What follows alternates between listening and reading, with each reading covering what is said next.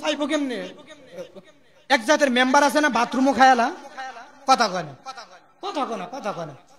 আরে সরকারি মাল আইছে, গম আইছে, আইছে বাজারের বাথরুমের লেগা কয়েকটা টেন্ডার আইছে, কয়েকটা বাথরুমের লেগা এই টাকা পর্যন্ত খাইলেছে, বাথরুম খাইছে না, কথা কয় না।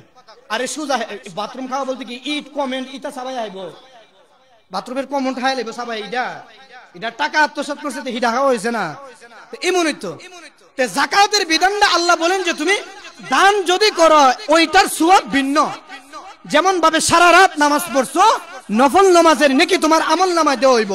এর অর্থ এই না যে সারা রাত কোন ব্যক্তি নামাজ পড়ছে ফজরের ফরজ নামাজ না পড়লে কিচ্ছু হইতো না, ফজরের নামাজ আজকে না পড়লে কিচ্ছু হইতো না, কারণ আব্দুল করিম সারা রাত দাঁড়ায় নামাজ পড়ছে, এর অর্থ এই না। ঠিক তেমনি ভাবে আপনি দান খাইরাত যতই করেন, যদি যাকাত না দেন তাইলে যাকাতের বিধান আপনার উপর থেকে অর্পণ হবে না, মুক্তি পাইবেন না। এই জন্য যাকাত কার উপরে, এখন আসেন যাকাত কার উপরে ওয়াজিব?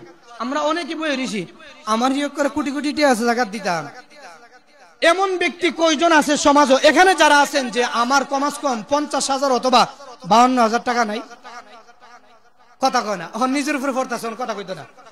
জমানু আকারে সার দোকানে যত সার করে আপনার কিডনিটার থেকে দইরা, কাফের থেকে দইরা, আজকে যে দুধের ডিব্বা আনছেন মাগরিব পরে চা খাওয়াইবেন, ইটার থেকে দইরা ব্যবসার পণ্য, আপনার ক্যাশ টাকা হোক, কিছু রূপা, আপনার বিবির মেয়ের কিছু দুল মিলায়াও যদি 52,000 টাকার মতন হয়, আর এই টাকাটা এই পরিমাণ আপনার ঋণ না থাকে, পক্ষান্তরে এটা যদি 1 বছর অতিবাহিত হয়, এটার 40 ভাগের 1 ভাগ আপনার উপর যাকাত ওয়াজিব।